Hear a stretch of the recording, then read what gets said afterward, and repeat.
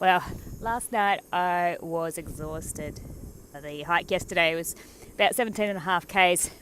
It was a really tough slog as well, with some really hard sections in it. So we got to camp about 3:15, I think it was. It stayed pretty nice during the afternoon. Started raining later, about 6 o'clock or so. So of course, having gone to sleep at 8 o'clock meant I was awake really early this morning, and I thought, well, why not make the most of this and get going super early this morning. So I left camp at about 5:20. It's still dark. Sunrise is not until about 7. We start seeing a few glimpses of sunlight coming through. But I knew it was a really easy section of trail. There was a follow the road for a little while, then follow a fence line and follow a creek line. And it is a section I've done before, so I do know it reasonably well. And also, I just tend to feel my best first thing in the morning, so it makes sense to use that energy and make the most of that time of the day. So I've actually made it all the way back down to the water's edge, which you can see behind me if I lift up here. I've still got my headlight on as well, as you can see, and it's pretty chilly, so I'm all rugged up as well. It's a lot further than I thought I was going to get by sunrise, so that's pretty awesome. And now I am just actually sitting right on the trail, making a little bit of breakfast. I've got some hot chocolates, and I'm going to see a little bit of a porridge down there as well. So that's the start of my day. Whoop. I think I can take the head torch off now. The sun's starting to come out. And yeah, I reckon I'll get to Myponga pretty early today.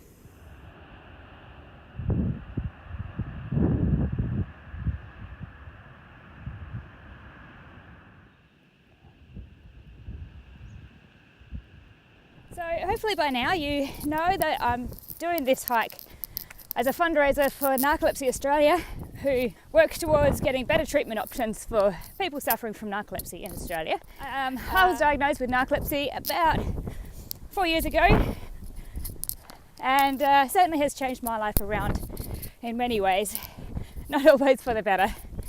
For me at least, what I find is the very most important thing is to stay positive. And it just means sometimes that I don't necessarily show the full impacts of narcolepsy to other people around me, because I'm always trying my best to keep a smile on my face, keep myself feeling good, because that's something that really, really helps me a lot. Stress, for example, is one of my biggest triggers. If I get stressed out, you usually find me passed out on bed very, very shortly afterwards. But I tell you what, narcolepsy is an absolute bitch. But being out here with nothing to worry about except put one foot in front of the other foot and keep doing that. No stress, I can turn my brain off for a while. Being out here is something special. I feel amazing. They say nature's the best medicine, laughter's the best medicine. I don't know, I think a combination of both of those are pretty good. And whew, let me just turn around, check out that view that I'm walking towards right now. How bloody beautiful.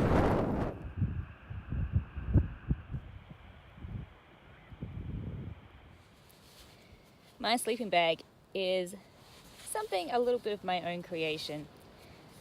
I found it on Gumtree for $100, 2 Cedar Summit Micro 2 down sleeping bags, which are usually new, worth about $500 or more each. So that seemed like a bit of a bargain. So I had already tried a Micro 3 and I really liked the shape and the design of it. So what I did was I took all of the down from one sleeping bag and added it to the other sleeping bag, making a very warm, very lightweight, very comfortable sleeping bag. However, my sewing skills leave a little bit to be desired, and I woke up this morning and discovered a bit of a hole in one of the stitching seams that I'd done previously. So it's actually only the baffle around the zip that's where the hole is. So I'm now just fixing that hole up with my repair kit needle and dental floss, which is the classic through hiker repair option. Multi-purpose, could use it to clean your teeth, use it to fix your sleeping bag. It's great. But yeah, I think this will work quite well. So that's how I'm starting my day. So on Friday, which would have been day 5. I left Myponga, walked along the coast towards Victor Harbour, and then started to head inland and head north. Now, I got to where I was supposed to camp sort of mid-afternoon, but I was just enjoying my walk way too much. I had some good music going, I was singing, I was dancing, so I thought, hey, why don't I just keep going? I'll just do 2 days in one. I could do that. So that's what I did. I just kept going. I ended up doing my very first double day. And the first, I don't even know how far it was 8 Ks or something. It was pretty good. I was having a great time. But tell you what, the last 4 Ks, that was some very hard work. But all in all, don't mind me just climbing over another fence, I did manage to get into camp having done 2 days worth of walking in one, right on sunset. Yesterday we have a bit of a lazy rest day. Today I'm meeting BAM to collect a resupply, and I'm also checked into the Heysen's Rest for my first night of luxury on the trail with a real bed and a shower, which is super exciting. Good. They very kindly donated a night's accommodation. Wonderful people. Can't wait. Very excited.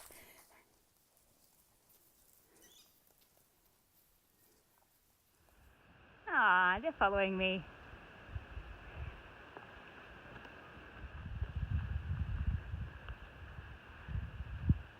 Well, I am coming to the end of first stage of the Heysen Trail. It's been a great week, I've got to say. I mean, my feet hurt, but not as much as I thought they would.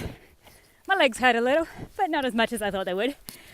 My gear has performed perfectly. Haven't had any issues along the way. And, well, the weather has been nearly as bad as the worst I could have expected.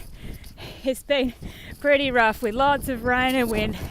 But, well, I was about to say the sun's finally starting to show its face, but I'm getting also a few drops of rain right now as well. So just doing a last little bit of road walking here as I head to my final destination. Yes.